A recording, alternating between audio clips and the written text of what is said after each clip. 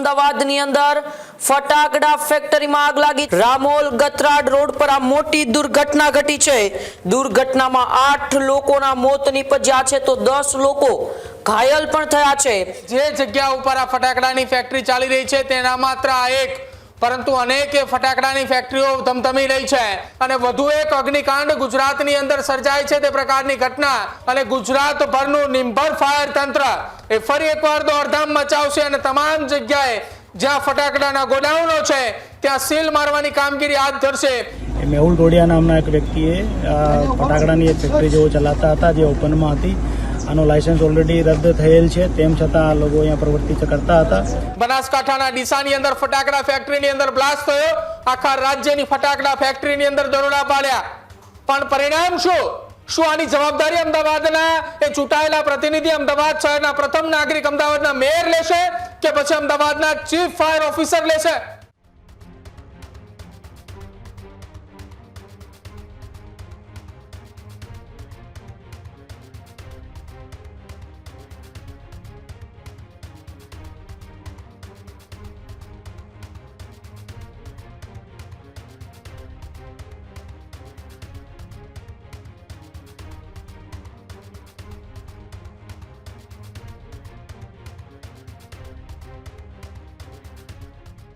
અમદાવાદની અંદર ફટાકડા ફેક્ટરીમાં આગ લાગી છે। જ્યાં અમદાવાદના વસ્ત્રાલના રામોલ ગતરાડ રોડ પર આ મોટી દુર્ઘટના ઘટી છે જેમાં ફટાકડાની ફેક્ટરીમાં ભીષણ આગ લાગી છે।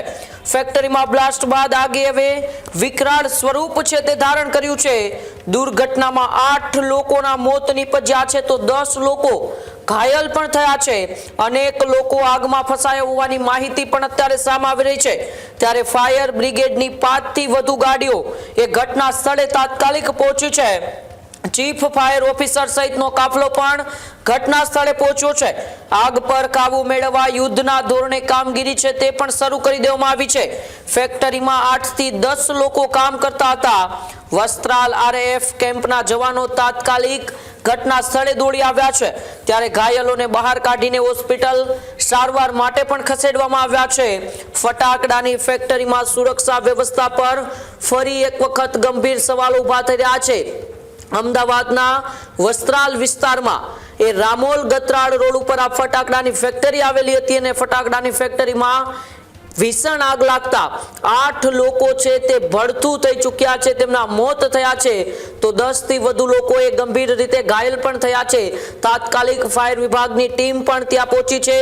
આગ પર કાબુ મેળવવાના યુદ્ધની ધોરણે અત્યારે કામગીરી પણ શરૂ કરી દેવામાં આવી છે તો વસ્ત્રાલ આરએફએ કેમ્પના જવાનો પણ તાત્કાલિક ઘટના સ્થળે દોડી આવ્યા છે। ઘાયલોને બહાર કાઢીને સારવાર માટે ખસેડવામાં આવ્યા છે। થોડા દિવસ પહેલા જ ખેડાના કપડવંજમાં પણ આવી ઘટના બની હતી। ત્યાં પણ એ ફટાકડાની ફેક્ટરીમાં બ્લાસ્ટ થયો। 10 કિલોમીટર સુધીની ધરા ધ્રુજી હતી ને ફરી એક વખત હવે અમદાવાદની અંદર આ ગંભીર ઘટના બની છે અને આ ગંભીર દુર્ઘટનાની અંદર 8 લોકોએ પોતાનો જીવ ગુમાવ્યો છે તેવી અત્યારે માહિતી સામે આવી છે ને 10 લોકો એ ગંભીર રીતે ઘાયલ છે, તેમને અત્યારે હોસ્પિટલ ખસેડવામાં આવ્યા છે। શું ફટાકડાની ફેક્ટરી છે તે ગેરકાયદેસર ત્યાં ચાલતી હતી? ફાયર સેફટીના નિયમો વગર ચાલતી હતી? અનેક સવાલો ઊભા થઈ રહ્યા છે અને કોઈ અધિકારીઓની બેદરકારીના લીધે આ લોકોના જીવ ગયા કે કેમ તેને લઈને પણ સવાલો ઊભા થઈ રહ્યા છે। કારણ કે અનેક વખત આવી જ્યારે ઘટનાઓ બને છે ત્યારે ફાયર સેફટી છે તે મુખ્ય બાબત ધ્યાનમાં આવતી હોય છે કે ફાયર સેફટી કેમ નથી હોતી। ફાયર સેફટીના જે પ્રકારે કડક નિયમો બનાવવામાં આવે છે, ફાયર સેફટીના નિયમો પડાવવામાં આવે છે તો પછી અનેક ફટાકડા ફેક્ટરીઓની અંદર એ ફાયર સેફટીના નિયમો કેમ પાળવામાં નથી આવતા અને પાળવામાં નથી આવતા તો તેમની સામે કેમ કોઈ પણ પ્રકારની કાર્યવાહી નથી થતી? ફાયર વિભાગના અધિકારીઓના તેમની ઉપર હાથ છે કે કેમ તેવા પણ સવાલો ઊભા થતા હોય છે અને તેમને હવે એ જ ફાયર વિભાગના અધિકારીઓ કે આ જે પણ કંપનીઓ હોય છે તે કંપનીઓના માલિકોની બેદરકારીનો ભોગ છે તે આવા નાના લોકો બનતા હોય છે, ત્યાં કામ કરતા એ મજૂર લોકો બનતા હોય છે ને ફરી એક વખત એવી જ ઘટના એ અમદાવાદની અંદર બની છે અને પ્રાથમિક માહિતી જે પ્રમાણે સામે આવી છે કે 8 લોકો એનો જીવ છે તે આ દુર્ઘટનાની અંદર ગયો છે। પ્રદીપ, વારંવાર ગુજરાતની અંદર ફાયર સેફટીના અભાવે આવી ઘટના બને છે। અધિકારીઓની બેદરકારી, આ કંપનીના માલિકોની બેદરકારી અને તેમનો ભોગ એ મજૂર વર્ગના લોકો બનતા હોય છે। બિલકુલ ઉમંગ, અમદાવાદની અંદર જે અત્યારે ફટાકડાની ફેક્ટરીની અંદર બ્લાસ્ટની ઘટના સામે આવી છે એ ગેરકાયદેસર ધમધમતું આ ફટાકડાનું કારખાનું હતું, વાડી વિસ્તારની અંદર ચાલતું હતું ને જે જગ્યા ઉપર આ ફટાકડાની ફેક્ટરી ચાલી રહી છે તેના માત્ર આ એક, પરંતુ અનેક ફટાકડાની ફેક્ટરીઓ ધમધમી રહી છે. જો કે ઘટના બની એ ઘટના અમદાવાદના વસ્ત્રાલના રામોલ વિસ્તારની અંદર આરએફનો જે કેમ્પ આવેલો છે તે કેમ્પના બરોબર પાછળના ભાગની અંદર આવેલા ખેતર વિસ્તારની અંદર આ પ્રકારની ઘટના બની છે કે જ્યાં 8 લોકોના મોત નિપજ્યા હોવાના સમાચાર મળી રહ્યા છે. જે બ્લાસ્ટની ઘટના બની એ બ્લાસ્ટની ઘટનામાં જીવતું એ ભડથા પડ્યા છે 8 લોકો, 10 જેટલા લોકો ઈજાગ્રસ્ત હોવાના પણ સમાચાર મળી રહ્યા છે. ઘટના લગભગ બપોરના 3 વાગ્યાની આજુબાજુ બનેલી છે, કેમ કે ત્યારથી લઈને અત્યાર સુધીની કામગીરીમાં ઘટના સ્થળ ઉપર કોઈ ઈજાગ્રસ્ત વ્યક્તિ કે જેમનો મૃતદેહ જે મૃત્યુ પામ્યા છે એમાંના એક પણ વ્યક્તિ ત્યાં હાજર ન હતા. તમામને એ આરએફ કેમ્પના જવાનો અને સાથે જ ફાયર વિભાગની ટીમ દ્વારા ખસેડવામાં આવ્યા છે. જો કે 2 કલાક બાદ ઘટનાની જાણ સમગ્ર વિસ્તારની અંદર ફેલાઈ છે અને વધુ એક અગ્નિકાંડ ગુજરાતની અંદર સર્જાય છે તે પ્રકારની ઘટના જે રાજકોટની અંદર ટીઆરપી ગેમ ઝોન બન્યો હતો, બનાસકાંઠાના ડીસાની અંદર ઘટના બની, ત્યારબાદ વધુ એક વખત અમદાવાદના રામોલ વિસ્તારની અંદર આ પ્રકારની ઘટના બની રહી છે. અને હવે ફરી એકવાર અમદાવાદનું અને ગુજરાતભરનું નિંભર ફાયર તંત્ર એ ફરી એકવાર દોડધામ મચાવશે અને તમામ જગ્યાએ જ્યાં ફટાકડાના ગોડાઉનો છે ત્યાં સીલ મારવાની કામગીરી હાથ ધરશે. 3 મહિના 4 મહિના બાદ હતી એની એ જ પરિસ્થિતિ ફરી એકવાર શરૂ થશે. અમદાવાદની અંદર જ્યાં ઘટના બની એ ઘટનાને લઈને ઉચ્ચ અધિકારીઓ ત્યાં પહોંચ્યા હતા. એમને શું નિવેદન આપ્યું, ક્યારે ઘટના બની, સાંભળો પહેલા એ. અમદાવાદ શહેરના જે પૂર્વ વિસ્તાર છે આમાં રામોલ પોલીસ સ્ટેશન વિસ્તારમાં આરએફનો જે કેમ્પ છે અને પાછળના વિસ્તારમાં રામોલ ગતરાડ રોડ ઉપર છે ત્યાં કેનાળ કિનારે એક ઓપન ખેતમાં મેહુલ ડોડિયા નામના એક વ્યક્તિએ ફટાકડાની એક ફેક્ટરી જેવો ચલાવતા હતા જે ઓપનમાં હતી. આનો લાયસન્સ ઓલરેડી રદ થયેલ છે, તેમ છતાં આ લોકો અહીંયા પ્રવૃત્તિ કરતા હતા. અત્યાર સુધીમાં જે બ્લાસ્ટ થયો તે બ્લાસ્ટમાં પ્રથમ દ્રષ્ટ્યા સ્થળ ઉપરથી 8 જેટલા લોકોની આમાં કેજ્યુઅલ્ટી છે એવો ધ્યાન પર આવેલ છે. બાકી જે લોકો એમાં ઇન્જર્ડ થયેલા તમામને તુરંત હોસ્પિટલ પહોંચાડી દેવામાં આવેલ છે. આમાં આરએફ જે આનો કેમ્પ છે આ લોકો દ્વારા તુરંતથી અહીંયા વ્યવસ્થા કરવામાં આવે. લોકલ પોલીસ ઓર અમદાવાદ મ્યુનિસિપલ કોર્પોરેશનની ફાયરની ટીમો સ્થળ ઉપર તુરંત પહોંચી ગયા હતા. આગ ત્યાં કાબૂમાં છે. और रामोल पुलिस द्वारा आ मुद्दा पर culpable homicide not amounting to मर्डरનો ગુનો દાખલ કરીને હતા. એક્સપ્લોઝિવ એક્ટની જે કલમો છે તમામ કલમો લગાવીને એમાં ગુનો નોંધીને આગળની કાર્યવાહી કરવામાં આવશે. એફએસએલ હવે તમામ એજન્સીને તેના સ્થળ ઉપર બોલાવવામાં આવેલ છે. તો જ્યારે આ પ્રકારની ઘટના બને છે ત્યારે માત્ર ને માત્ર જાહેરની અંદર મોતનો વેપાર થાય છે અને પ્રશાસન મૌન રહે છે. રાજકોટના ટીઆરપી ઝોનની અંદર ગેમ ઝોનમાં જે ઘટના બની એ બાદ આખા રાજ્યની અંદર ગેમ ઝોન બંધ કરી દેવામાં આવ્યા. આજે ફરી એકવાર આખા રાજ્યમાં ગેમ ઝોન ચાલુ થયા.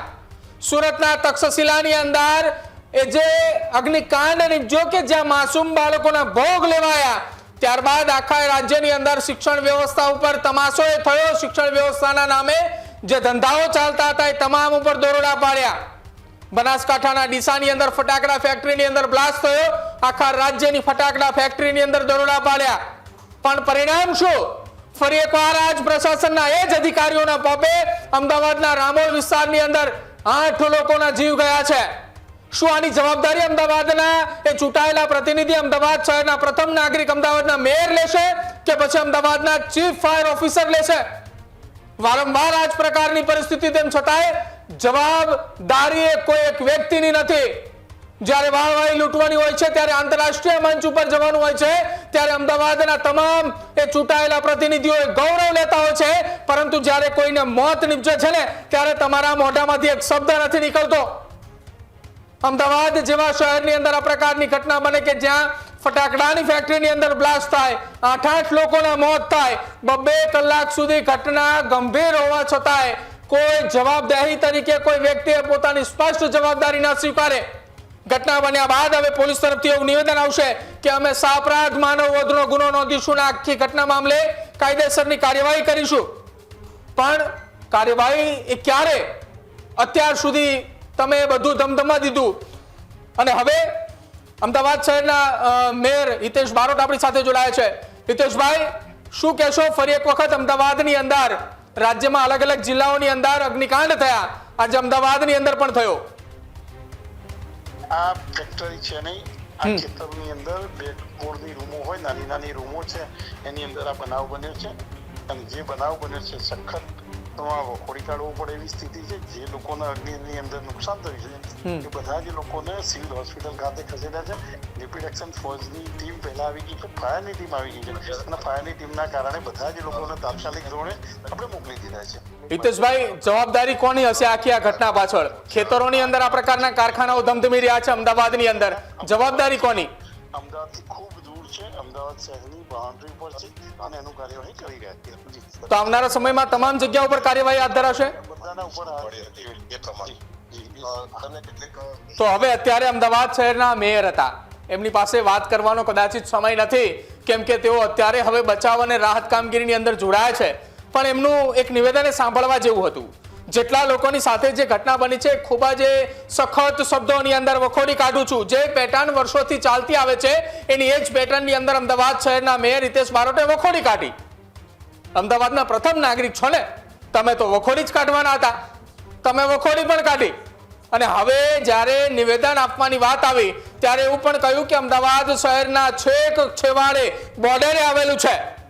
શું એ લોકોએ તમને વોટ નતા આપ્યા? શું એ લોકોએ તમારી જવાબદારી નથી? અમદાવાદ શહેરના ફાયર વિભાગના અધિકારીઓની જવાબદારી નથી કે અમદાવાદની અંદર હદમાં આવતા તમામ જગ્યાઓ પર તમે કાયદેસરની કાર્યવાહી કરો? માત્ર ને માત્ર તમારે એસી ચેમ્બરોમાં બેસવાનું કે પછી વહીવટો જ કરવા છે? સવાલ હવે એટલા માટે વારંવાર પૂછી રહ્યા છે અને દરેક વખત એટલા માટે પૂછી રહ્યા છીએ કે તક્ષશિલા કાંડ સુરતની અંદર બન્યો, એના જવાબદારોની સામે કાર્યવાહી થઈ હોય, દાખલા રૂપ થઈ હોય એવો તમે દાખલો બતાવો. વર્ષો વીત્યા, સુરતનો એ પરિવાર હજી એમના બાળકોના ન્યાય માટે હજુ પણ તક્ષશિલાની જ્યારે વર્ષગાંઠ આવે છે ને ત્યારે ચોધાર આંસુએ રડી રહ્યા છે કે અમારા દીકરાને આટલા વર્ષો વીત્યા છતાંય ન્યાય નથી મળ્યો. ડીસાની ઘટના હોય, રાજકોટના ટીઆરપી ગેમ ઝોન કાંડની ઘટના હોય, જેટલા અધિકારીઓને એ દરમિયાન ફરજ પરથી મુક્ત કરવામાં આવ્યા હતા, આજે અધિકારીઓ ફરી એકવાર ફરજ ઉપર છે. અમદાવાદની અંદર આ ઘટના બની. અમદાવાદમાં તો કોરોના દરમિયાન પણ હોસ્પિટલોની અંદર આગની ઘટના બની હતી અને હજુ પણ આ પ્રકારની ઘટનાઓ બને છે. તો અમદાવાદનું ફાયર વિભાગ કરે છે શું? રાજ્યની સૌથી મોટી મહાનગરપાલિકા, જેની પાછળ દર વર્ષે 10,000 કરોડ કરતા પણ વધારાનું બજેટ ફાળવવામાં આવે છે, તો આ રૂપિયા જાય છે ક્યાં? પગાર જે અધિકારીઓને આપો છો એ પગાર લઈને જાય છે ક્યાં? સવાલ વારંવાર એટલા માટે તમારી સામે ઉભો થઈ રહ્યો છે કે તમે એ સુધારવાનું નામ નથી લેતા અને અમે અહીંથી બૂમ બરાડા પાડી પાડીને કહી રહ્યા છીએ. અને હવે 3 મહિના સુધી અમદાવાદના એક ઘરની અંદર જ્યાંથી ફટાકડાની ફેક્ટરી ચાલતી હશે ને ત્યાં જઈને તમે રેડ કરશો તો અત્યાર સુધી તમે ગયા તા ક્યાં? ઉમંગ, આ નિંભર તંત્ર છે કે જે ક્યારેય સુધારવાનું નથી. સુધારવાના નામે કાર્યવાહી કરવાની જ્યારે વાત આવશે ત્યારે 1.5 મહિનો 2 મહિના કાર્યવાહી કરશે, આખા રાજ્યની અંદર ધમ પછાડા કરશે અને 2 મહિના બાદ સ્થિતિ એની એ જ. ડીસાની અંદર ઘટના બની તો અમદાવાદમાં ઘટના ન બનવી જોઈએ. આ રાજ્ય સરકારની કામગીરી છે, આ અમદાવાદ શહેર મનપાની કામગીરી હોવી જોઈએ. બસ આપણે તો એ કે ડીસામાં 4 લોકોના મોત થાય તો અમદાવાદના 10 ભલે થાય, થવા દો જે થવું હોય તે. નહીં સુધરે આ તંત્ર ક્યારે જવાબદેહી નહીં એક પણ વ્યક્તિ માટે. મેયરને ફોન કરીને પૂછીએ તો કે સખત શબ્દોમાં વખોડું છું, કામગીરી ચાલી છે, રેપિડ એક્શન ફોર્સ ત્યાં આવી હતી, આવનારા સમયમાં તમામની સામે કાર્યવાહી થશે. પણ જ્યારે કરવાની હતી ત્યારે કેમ નથી કરતા? અને પાછળથી જ્યારે અનેક લોકોના મોત થાય છે ત્યારબાદ તમે કાર્યવાહી કરવા નીકળો છો. ખેડૂત ભાઈઓ છે ખેતરમાં ડ્રોન ઉડાવતા હોય છે ત્યારે આપણે એક પ્રશ્ન સતાવતો હોય છે કે જે આપણે અત્યાર સુધી જીપીએસ ટેકનોલોજી વાળા ડ્રોન વાપર્યા છે, જેથી કરીને મોબાઈલ ટાવર છે અથવા તો હાઈ ટેન્શન લાઈન પસાર થતી હોય, કોઈ વૃક્ષો હોય, ત્યારે જે જીપીએસ ટેકનોલોજી વાળા ડ્રોન છે એમાં ટકરાય અને ટ્રેસ થાય છે. પણ એગ્રીઓન લાવ્યું છે GNSS ટેકનોલોજી ડ્રોન, જેથી કરીને એ ડ્રોન છે એ કોઈ જગ્યાએ ટકરાય નહીં, પોતાની રીતે જ ડિસિઝન લે છે અને મૂવ થઈ જાય છે, જેથી કરીને GNSS ટેકનોલોજી ડ્રોન છે એ વાપરવાનો આગ્રહ રાખો. હજુ સુધી તમે અમારી ચેનલને સબસ્ક્રાઇબ નથી કરી તો અત્યારે જ ન્યૂઝરૂમ ગુજરાતને સબસ્ક્રાઇબ કરો, ફેસબુક અને ઇન્સ્ટાગ્રામ પર ફોલો કરો.